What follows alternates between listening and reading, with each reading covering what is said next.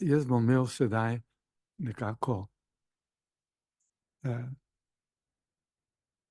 antropološki uvod, a ne, k besedi, k samemu človeku, ki je bitje besede, in potem bom pa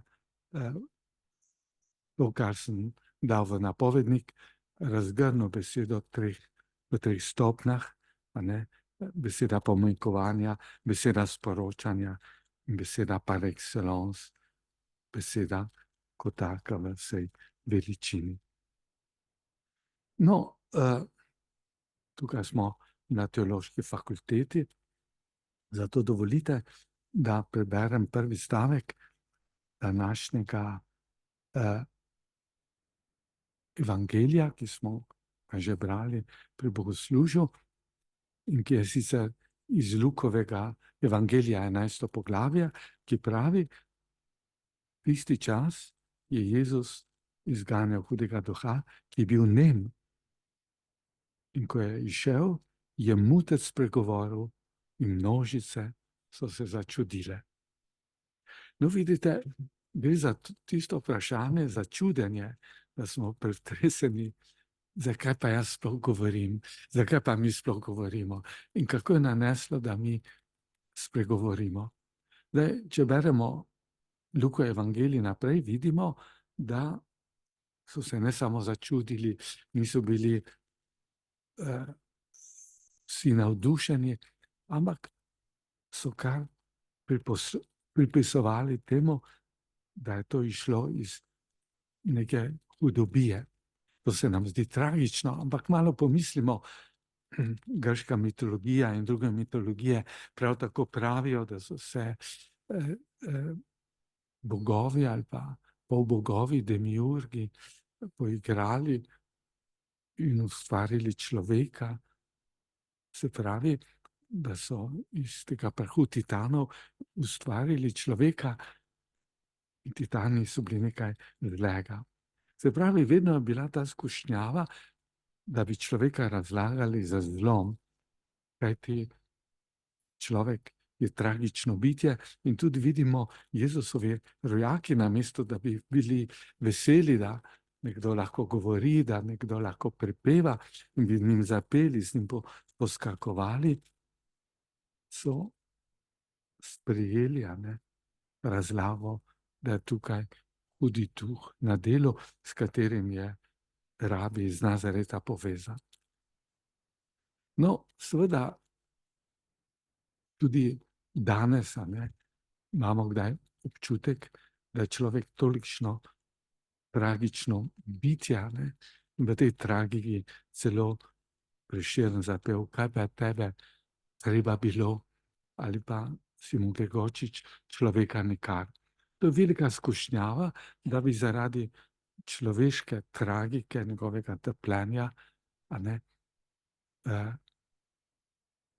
se odrekli človeku, ne bi videli njegove veličine, njegovega veselja, njegove razsežnosti, večnosti, kot vidimo, se bo začela z besedo. Ali če hočete, tudi danes je ta tragika tako močna, se nekateri tako bojijo trpljenja, naveličanosti, da zagovarjajo evtanazijo. Pa vendar, in na tem bom jaz zelo vztrajal nocoj, da smo vendar mi pred čudežem človeka, čudežem besede, čudežem ljubezni in odgovor na to, na človeško tragiko, trpljenje je zopet čudež ljubezni, je prijateljstvo, je človeška blizina in rečemo paliativno zdravljenje, ki je pravzaprav nekaj zelo lepega, čudovitega, jer pride do izraza naša človeškost. No,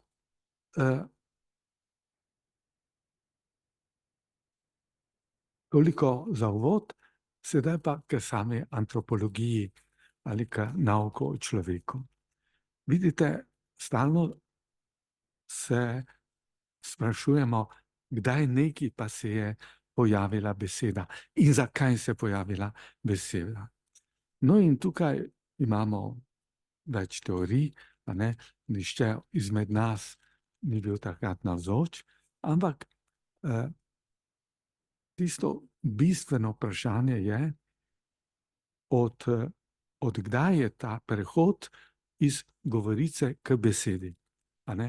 Zdaj kmalu bo Gregorjevo, tukaj vemo, ptički pojo, imajo svojo govorico, večkrat se sprašujejo, pa tudi ornitologi, zakaj ptički pojo. In vse te teorije, pravimo, ptički se ženijo, ni nujno, vseeno pojo. In seveda zadnja hipoteza, ki so jo dali ven, je, da pojo iz veselja, iz radosti.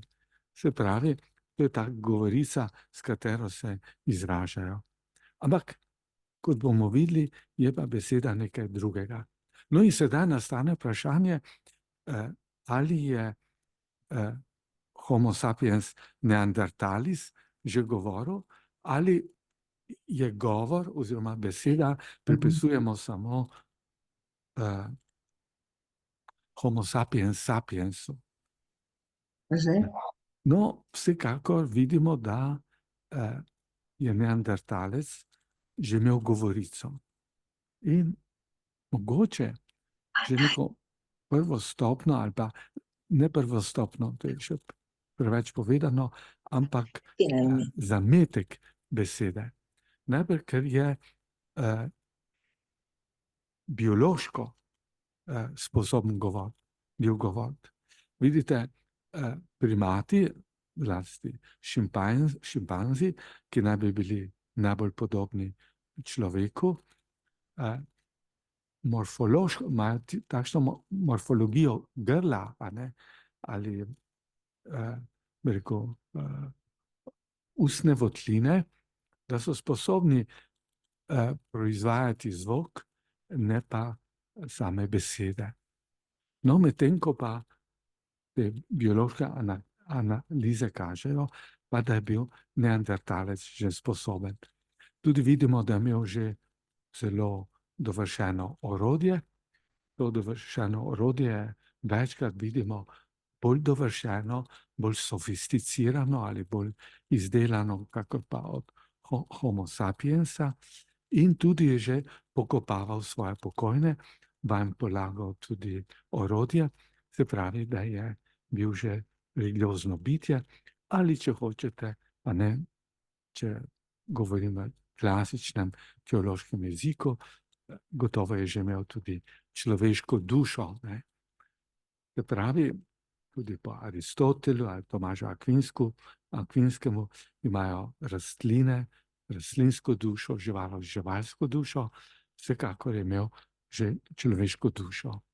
Ampak takoj boste postavili vprašanje, zakaj ta neandertalec izginil, zakaj pa Homo sapiens ni izginil.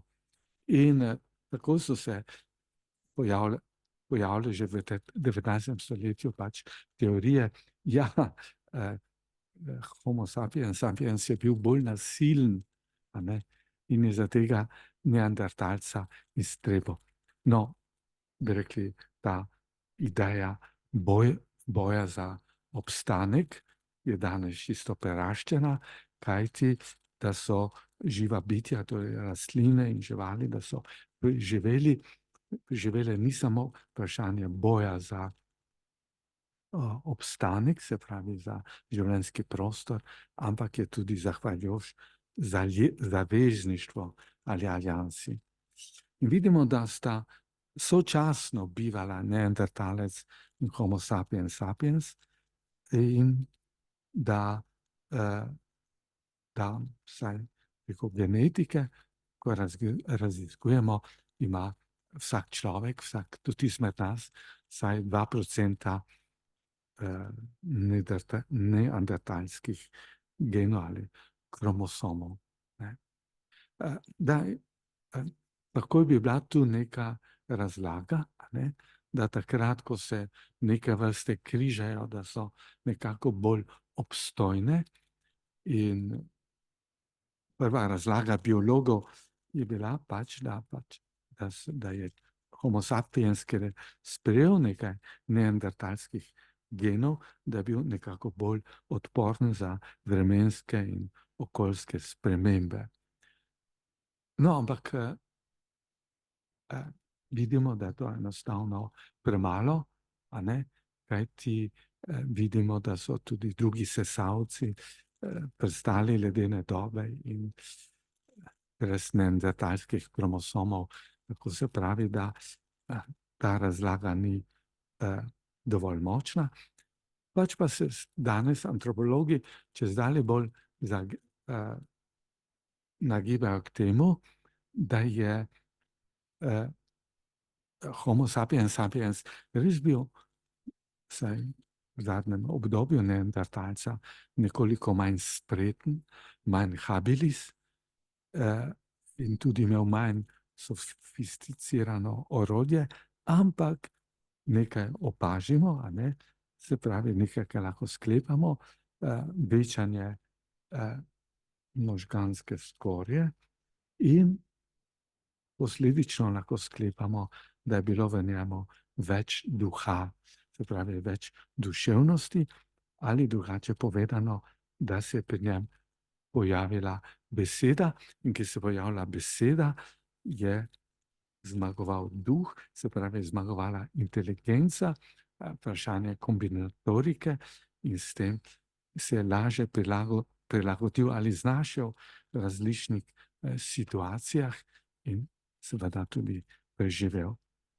Tako vidimo, da je, smemo sklepati, da je neandertalec že imel tudi govorico, imel je tudi že posamezne besede, je bil že simbolno bitje, se pravi religiozno bitje. Poznal je tudi že ples, kajti udomačil je ogenj in takrat, ko je človek udomačil ogenj, je znal okoli ognja zaplesati, znal je zapeti, a ne, saj določene zvoke, a ne, vemo, tiste bile, da je varuške otrok, ali ste bile same matere, veste, da otrok tudi, ko še ne govori, poje, a ne. Se pravi, tudi človek, predno je znal govoriti, izrekati besedo, je prepeval in prepeval je ob ognju, prepeval je, če hočete, tudi ob religioznih obredih, prepeval je gotovo ob pokopu in seveda prepeval je ob rojstvu novega bitja, otrok, in popreje pa seveda prepeval ob izbiri neveste, ob svatovščini. Tako. No, ampak če sedaj rečemo, kaj pa je to beseda? A ne? Lahko rečemo, vidite, da beseda je tista, ki ima simbolno vrednost. A ne? Se pravi, če mi zapremo oči, a ne? Če jaz rečem knjiga, če rečem kuža, maček, knjiga, si jo to predstavljamo. Se pravi, vidite, da beseda kot taka, preko zvoka ali pa preko dogovora, nadomešča samo stvar.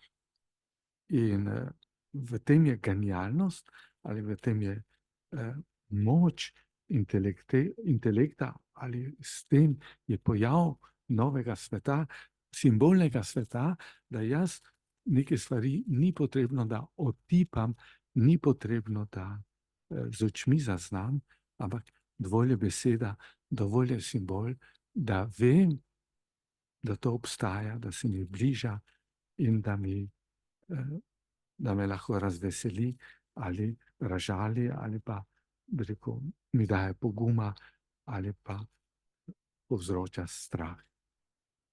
No in seveda, sedaj pridem do tega, boste rekli, če pa že prej človek, se pravi neandertalec, pokopaval svoje pokojne, jim dajo orodja v grob, ali ni potem že on do kraja simbolno bitje. V čem je pa ta beseda čista novost, novost od same neandertalske govorice, tudi v religioznem smislu. No, pri neandertalcih še ne najdemo takole žarnih grobišč, boste rekli, ja, gotovo še ni žar, ampak tudi ne žgalnih grobišč.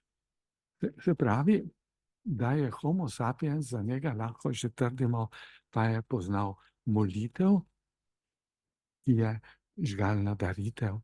Se pravi, to je tisti dim ali tisto kadilo, ki se dviga v nebo in na nebo ostane.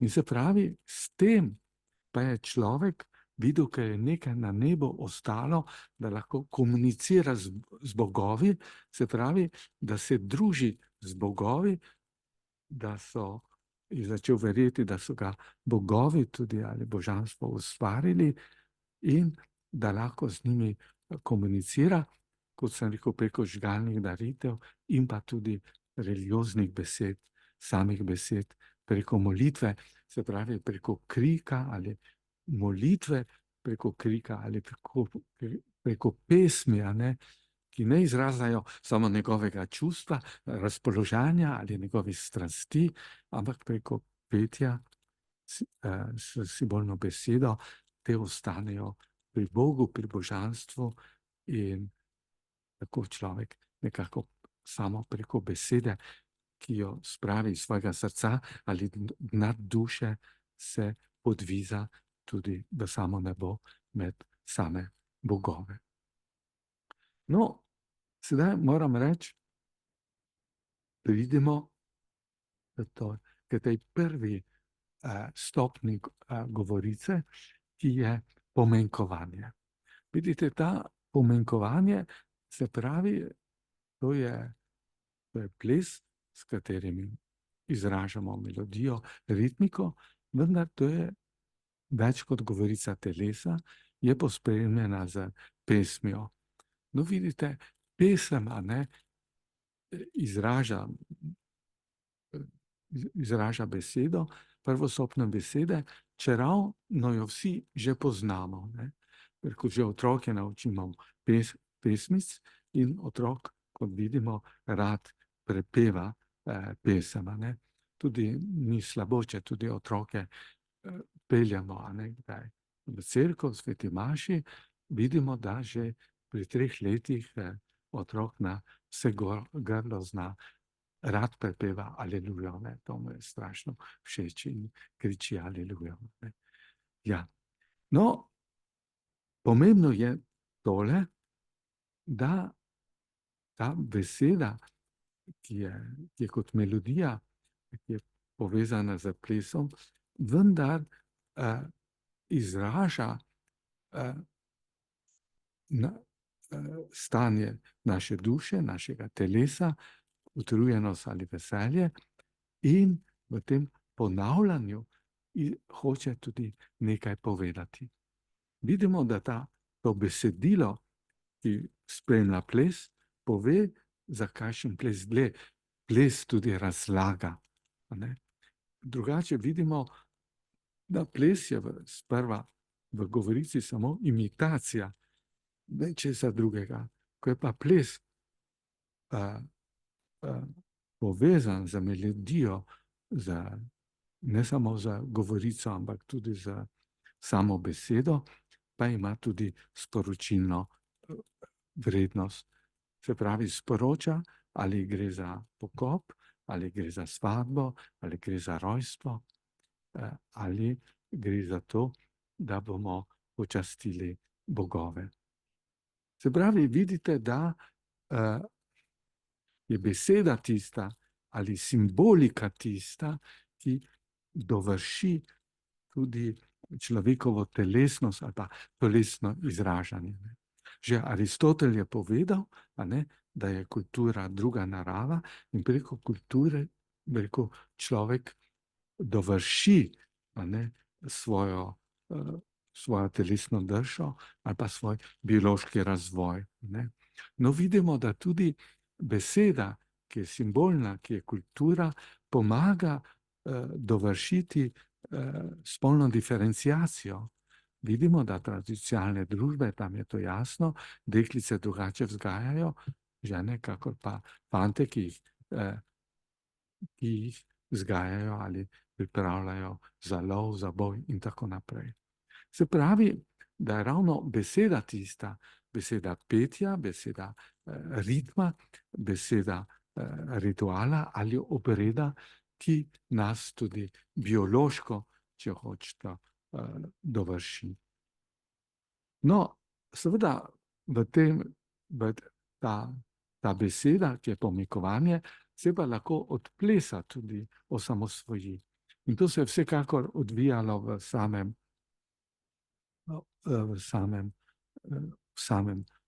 ognju, ker je šlo za pripoved, ker je šlo za prvo narativnost zgodb.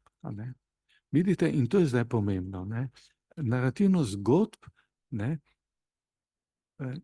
nima prviča sporočilno vrednost, ampak drugače pa na prvi stopni, ko gre za pomanjkovanja, vsebino te pripovedi ali te narativnosti, mi poznamo.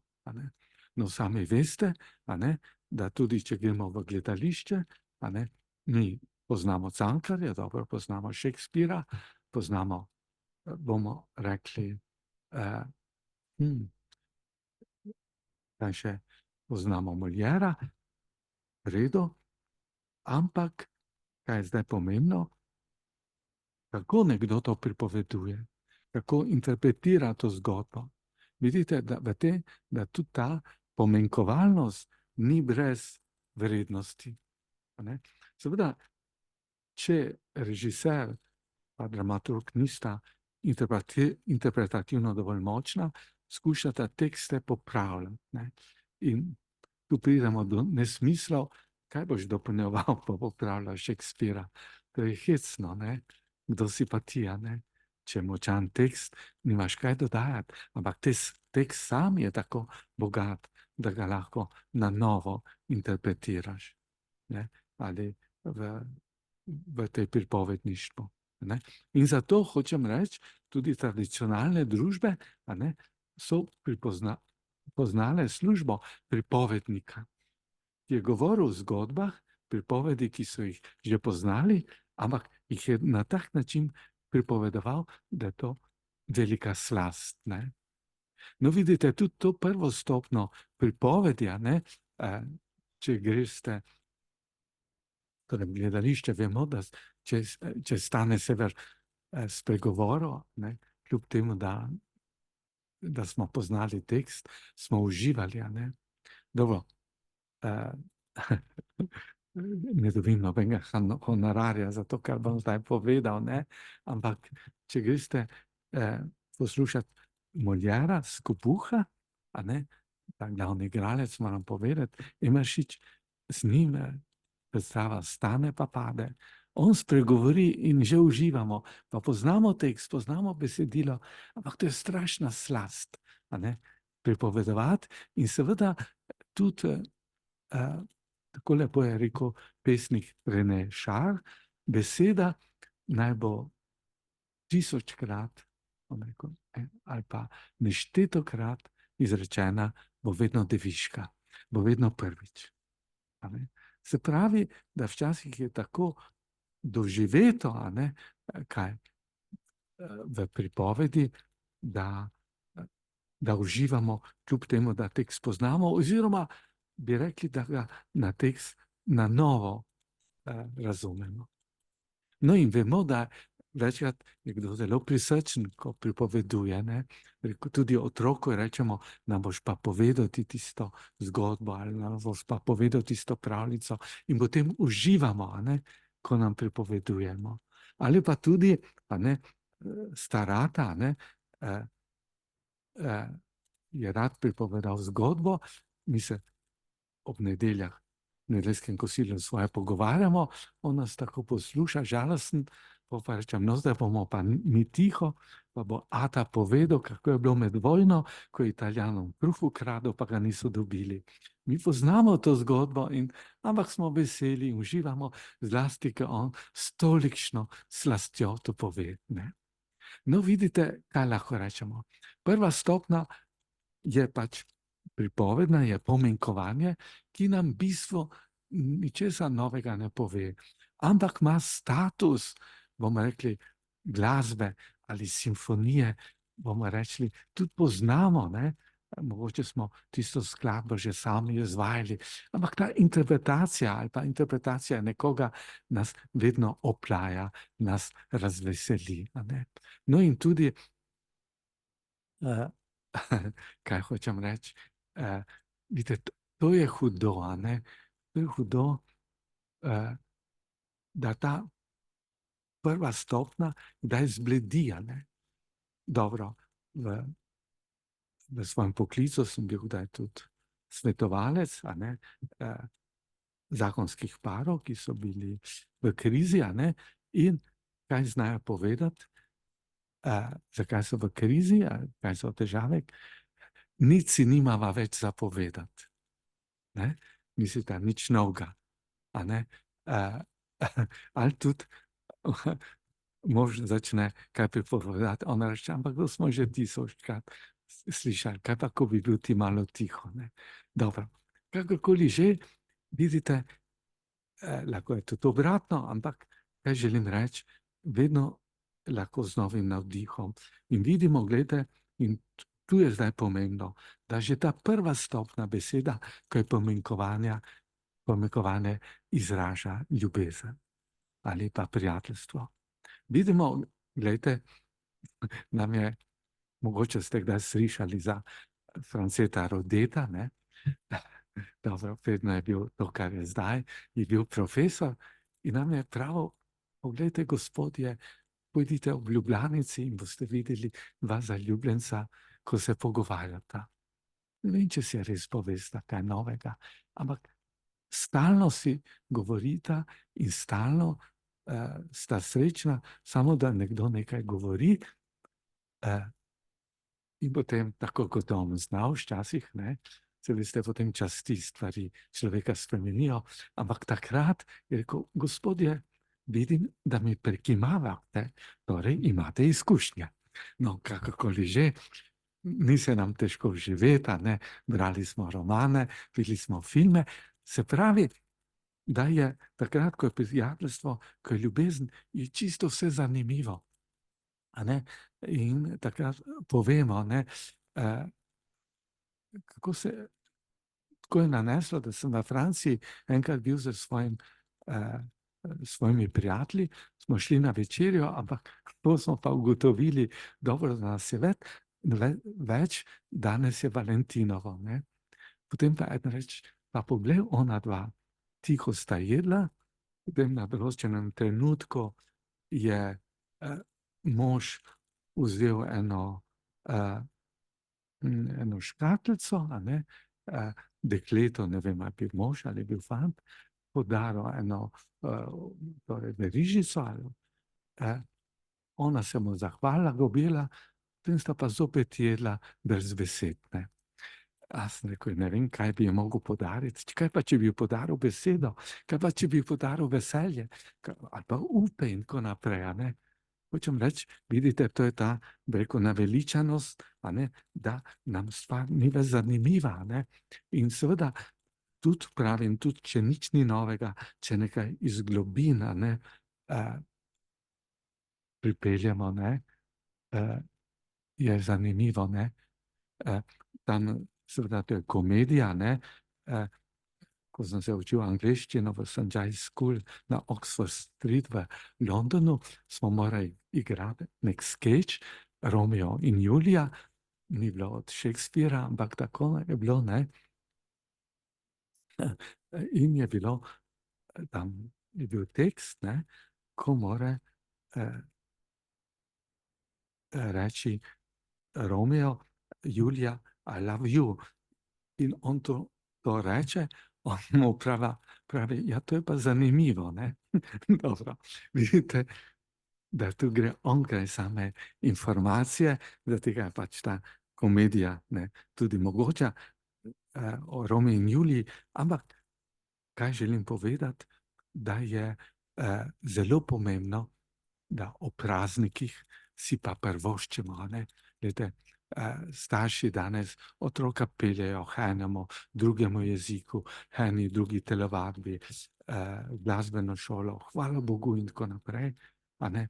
Ampak da je pa praznik, da je pa nedeljsko kosilo, ker si pa privoščimo, ker si pa ne bomo govorili, hočem reči, take stvari, ki jih bo treba zabeležiti, kjer se bomo drug drugega poučevali, ampak nam bojo v veselje.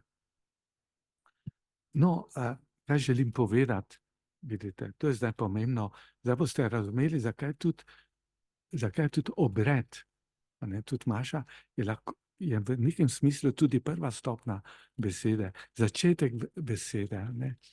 Teksti so isti, ampak če jih na novo interpretiramo, če jih z dušo povemo, potem je tako kot pesem, to na novo zapojemo in ima svojo narativno vrednost. No, dovolite, da preidem k drugi stopnji besede, ki ima pa sporočilno vrednost, a ne.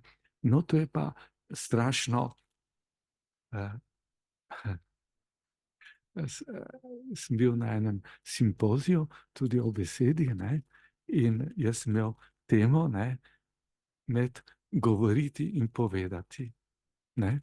In sem nastopil z nekim predavateljem, a ne, ki je veliko govoril, ne. In potem sem začel za to distinkcijo, da sem povedal, kaj je to povedati, nekaj novega, in sem s to distinkcijo, s to razlikovanjem začel in so mladi študentje bruhnili v smeh, a ne, kako da bi prej moj predhodnik samo govoril, a ne, nič povedal, ne. No, kaj želim reči, tu pa je res, da imajo, tu smo pa na stopni, ker imajo besede svoj pomen. No, in to moram reči, in te besede niso sedaj poljubne, imajo čisto določen pomen. Če tega ne bi bilo, ne bi šli na Luno, na Mars in tako naprej. To je, k tem pomenu teh besed smo zavezani. No, in vidite, zato pravimo zdaj, a ne, in to je zdaj zelo pomembno, a ne, na tej drugi stopnji pa je gotovo ta beseda se že osamosvojila od melodike, od petja, od plesa in nastopa samostojno, in da ima svoj pomen, je etično obvezujoča. Kaj to pomeni? Na drugi stopnji se je gotovo znašla etika ali temeljna prepoved. Kaj to pomeni? Vidite, po Klotljevi Štrosu se je beseda, ta prava beseda, etična beseda, pojavila takrat, ko je nastopila biološka prepoved. Najprej ste slišali, da po njegovem mnenju je šlo najprej za prepoved kanibalstva, potem pa vidite, da je to lahko povezano z drugo simboliko in je predlagal prepoved incesta. Kaj to pomeni? Incestualnega razmerja smo ljudje biološko sposobni, ampak je tukaj simbolna prepoved. In če je simbolna prepoved, se pravi, da ni mogoče, da ni biološka, ampak je lahko samo prepoved z besedo, z etično besedo. Zelo zanimivo je, a ne, tudi živali poznajo prepovedi, a ne, medvedka ali pa volkulja nauči svoje mladiče, katerih rastlin ne smejo jesti, a ne, ker so pač strupene, a ne, če oni bi se jih mladiči lotili, ampak to je instinktivno. Tukaj pa vidimo, ta beseda ni povezana z instinktom, ne oponaša, ne imitira drugih stvari, ampak dovolj, če izgovori tega pa ne, in je ta to temeljna prepoved, brez katerega ni preživetja. Vidimo, da človek bi lahko biološko preživel tudi brez te simbolne ali pa etične prepovedi, ne bi pa mogel razvijati civilizacije, ne bi pa mogel razvijati same kulture, če ne bi bili zavezani k pomenu besede. Se pravi, ta beseda, ki smo jo našli, je pač arbitrarna. Se pravi, smo se zanjo odločili. Lahko bi se odločili drugače. Nekako je ta dogovor ali pa ta pomen je dogovorjen in je etično obvezujoč. Trstenjak nas je opozoril, da samo dve besedi ima, in pravzaprav samo ena beseda ima instinktivni izvor, se pravi, to je beseda mati, lahko sta dve izraze, ampak rečemo mama, vidimo tudi v kitajščini, tudi sem Azijate vprašal, Afričane, študente sem vprašal, drži, in so mi potrdili, da imajo več izrazov za mater, ampak ena prva je pa ta, ki se začne z zvokom, konsonantom M, ki je pospremljen z vokalom in ki je povezan z sesalnim nagonom. No, to je izjema, edina beseda. Vse ostale so pa obratne. Sami vidimo, da že pri indoevropskih jezikih, v grščini, na vajni se ja reče ne, naprimer, ravno obratno. Je pač ta dogovor, etimološko je do tega prišlo. In seveda že mi rečemo, lepo govori otroku in zelo nevarno je otroka, ko še ni tako biser, ga hecati, ker potem stane zmeden, če mu za nosek rečemo, da je to uho in tako naprej. Mora biti tako velik, da se bo že smejal, da bo videl, da se mi hecamo, da ne mislimo resno. Če pa na začetku, ko še ne zna govoriti, ga naredimo perpleksnega in velika nevarnost je, da bo potem jeclal. Se pravi, in tudi, ko se otrok pači, ko misli, da je prikupen, mu rečemo lepo govori.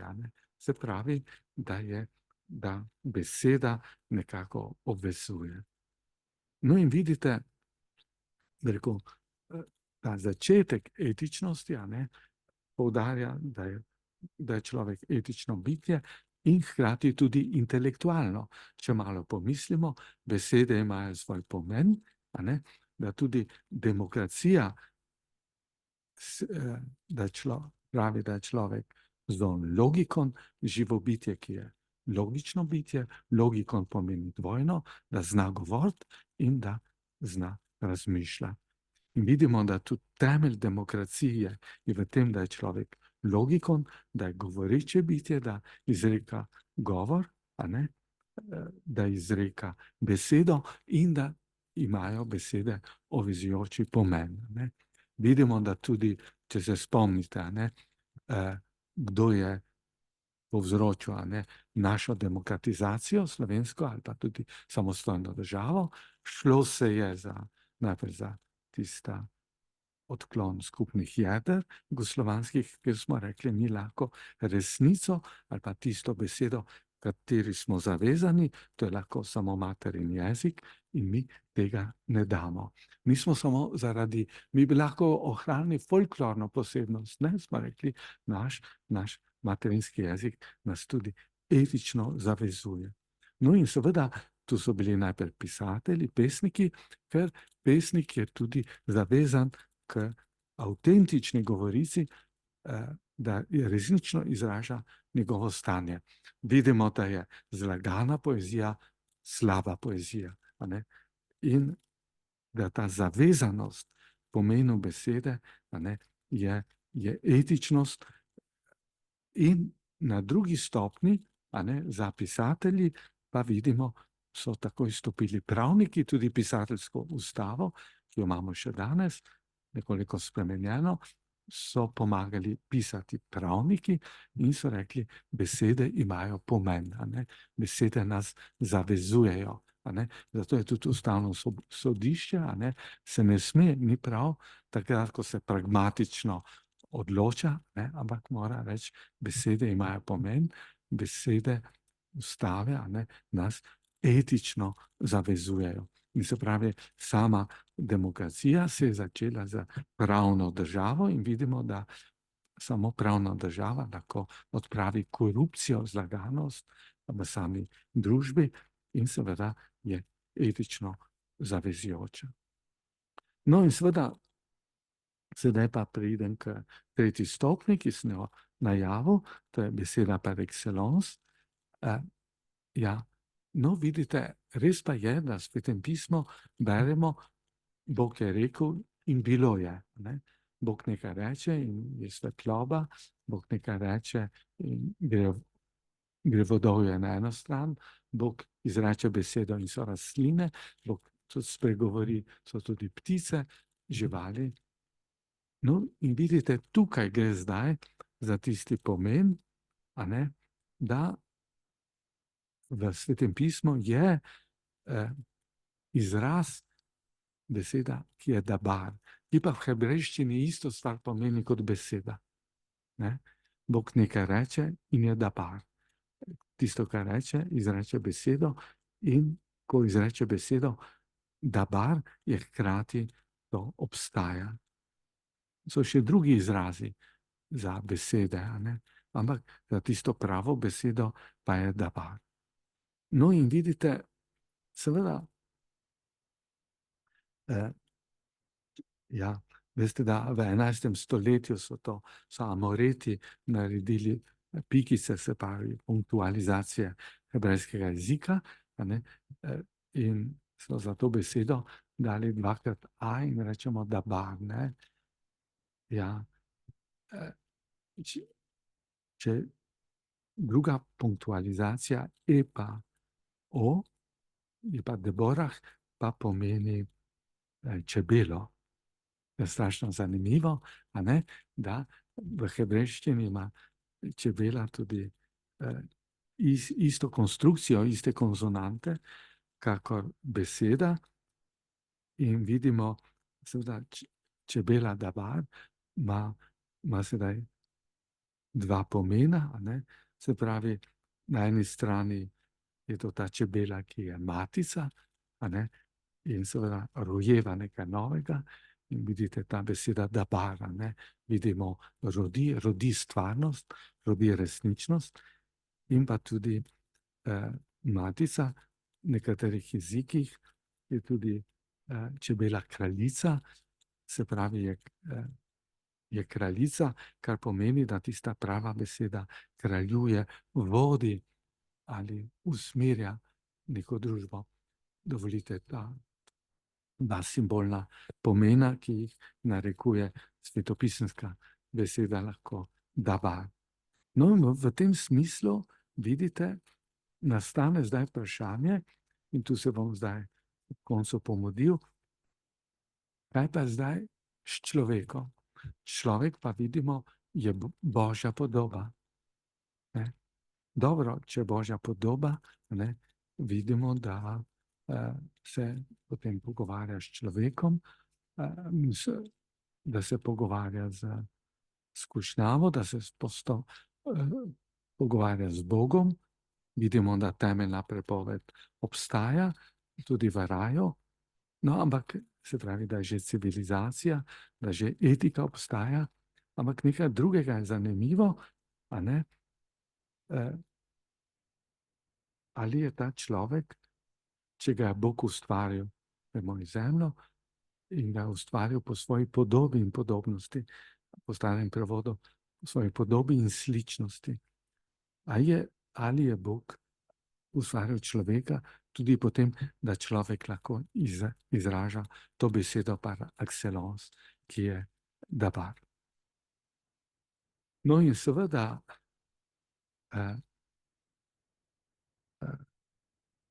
teologi so o tem govorili, ja, so rekli, to je pa Kristus prišel na svet, ki nam je dal sakramentalno besedo. No, ampak že prej je človek sposoben temu narediti in naj omenim tukaj patra Stanislava Škrabca, našega jezikoslovca, ki je pred Ostinom, to je zdaj dokazano, govoril o performativnosti jezika ali pa performativnosti besede. Kaj naj povem? On je govoril, da obstaja beseda, ki ima to performativnost, ki, ko jo izgovorimo, človeka formira ali pa ga oblikuje in je ni mogoče izgovoriti, če je takrat tudi ne storimo. Se pravi, če ni pospremljena z dejanjem. To je malo težko, kot rečemo, beseda nikojn. Ja, to je tako govorica. Če pa performativnost besede, je pa to beseda več, je pa to obljuba. Vidite, rečemo, dal si besedo, se pravi, obljubil si. Se pravi, vidite, da če dam besedo, če obljubim, je to performativnost, me formira in potem med besedo in samim dejanjem, med besedo in stanjem ali besedo in dejansko resničnosti mojih ravnanj, ne nujno stvari, ni razlike. Saj ne bi bilo razlike. Se pravi, da to je beseda, je par excellence, ki zahteva največ etičnosti. Vidite, seveda, mi smo ljudje, pač na to se je treba večkrat spomniti. Enkrat sem bil v Franciji na obisku pri neki družini in se je žena pritoževala, soproga, imam moža, vse vljuden, vse stori, kaj mu rečem, ampak, ko bi mi on kdaj rekel, da me ima rad, pravi, kdaj bom jaz to dočakala? Rekel, veste, pater, jaz sem tebi, draga ženka, to rekel enkrat pri oltarju in doslej se še nisem premislil. Ne vem, zakaj bi to ponavljal. Dobro, to je v hecu, ampak vidite, edino moramo reči, če smem povedati, edino Bog samo enkrat reče, in ta dobrota nekako obstaja, tudi redovniki, naj vas potolažim, dragi možje navzoči, dragi fantje, tudi redovniki imamo obnovitev obljub, ne boste verjeli, vsak petek. Ja, kakšni špricajo tisto molitev, ampak največ ne za tega ne bilo treba obnavljati. Vzmiljenke imajo oblitev sore vsakokrat. V glavnem, lepo je, večkrat tudi se spomnimo, rečemo, Boga bom spomnil na obljube. Ja, Bog že ve obljube, ampak jaz se spomnim njegovih obljub in mi je nekako lažje. No, in seveda, zdaj, čisto ob koncu, je pa to, vidite, to, kar je pa najlepše, pa je sakramentalnost besede. In sakramentalnost besede je pa tem, da je to polnost besede vseh treh stopenj. Se pravi, je to par excellence, je to dejanje, ko v sakramentu taki krščuje reče, jaz te krstim, je nova stvarnost, je otrok, postane Božji otrok, ali vidite tudi, ko duhovnik reče, odpuščeni so ti tvoji grehi. Bil sem na kongresu sociologov religije, nek sociolog je psiholog, je rekel, jaz lahko stanje pacientu ali pa klientu bolje razložim kot vsak duhovnik. Jaz lahko njega potolažim psihološko, ga opogumim in tako naprej. Veliko bolje kot vsak duhovni voditelj ali pa spremljevalec. Ampak nekaj pa ne morem reči. Pojdi, odpuščeni so ti tvoji grehi. Pravi, tega pa jaz ne morem reči. Pravi, ampak ne boste verjeli, je rekel, jaz sem agnostik, ampak vidim svoje meje. In vidim, tu se vas ustavim in jaz moram, pravim, ta občutek krivde, sem vam vse razložil, odkot je tole. Iz otroštva, odkot je ta travma, sem vam celo povedal. kako se boste počasi tega znebili, ampak včasih pa moram reči, veste kaj, je pa še nekdo drug, ki vam bo to bolje povedal kot jaz, pojdite duhovniku.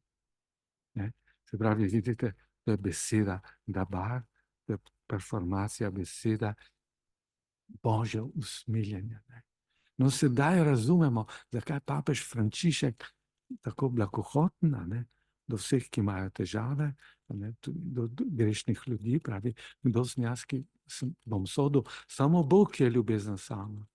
On lahko sodi, kdo sem jaz, se pravi, če sem orodje Božjega usmiljenja, Božje dobrote, če to delam v imenu Boga oziroma po Božjem naročilu, ne v svoji moči, kdo sem jaz, da bi se delal Boga in komu odklanjal Božje usmiljenje. Se pravi, kdo sem jaz, če mi Bog naroča, da rečem, ne bom naredil čudeža, kljub temu, da mi Bog to naroče in mi da to moč. No, če tako gledamo na Boga, zakrmentalno besedo bo druga in seveda tudi to je moje telo, to je moja kri, se pravi, vsekakor pa rečemo tole, duhovnik mora to izreči, ali pa tudi, če v sili nekdo, koga krsti, ga krsti v imenu cerkve, to reče v imenu vere in ljubezni, se pravi, v veri, smo vsi šibki, tudi v upanju, ampak takrat nas navdaja ljubezen, in pravi,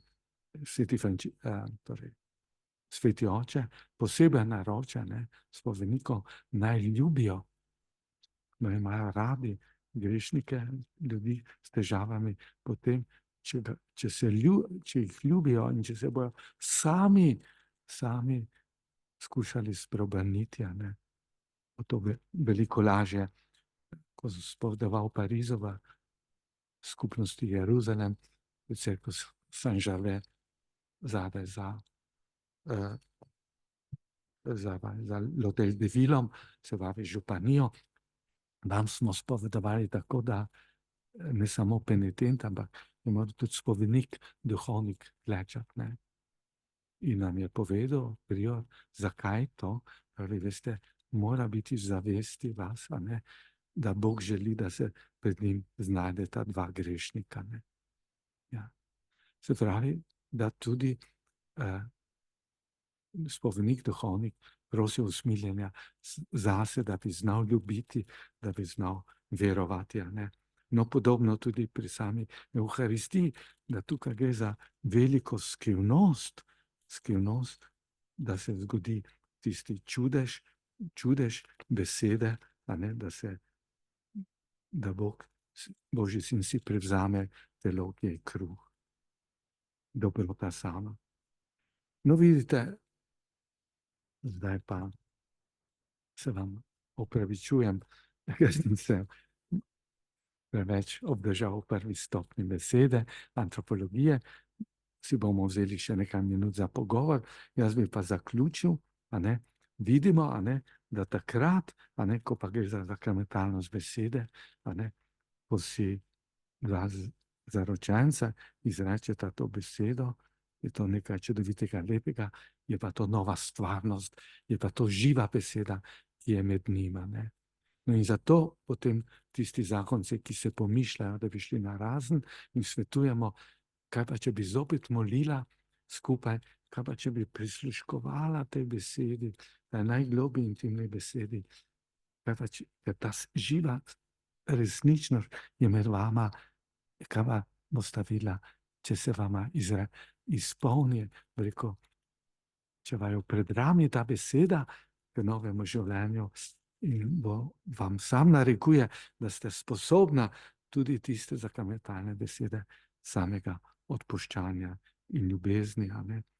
In seveda, bolje pa gotovo ideal, da zopet gresta k tisti prvi pesmi poromata tja, ker sta slišala prvo besedo ljubezen, ker sta si izrekla, ker je bila to performacija, ker sta si izrekla obljubo in takrat slišita to besedo, ne, ki je lepa, in takrat, ko je prijateljem tako lepo, kakor v nebesih, kot pravimo, potem pa nastopi to, kar je rekel veliki teolog Karl Barth, je rekel, da ko Bach zaigra v nebesih, angeli nehajo prepevati in umolknejo. Ampak ko Mozart zaigra, takrat pa Bog Oče umolkne. No, to vam želim, ne, da bi kdaj v prijateljstvu, v zakonskem življenju, v družini, v cerkvi znali umolkniti, pa najlepša glasba zaigra, ki nas kliče k besedi. Hvala lepa.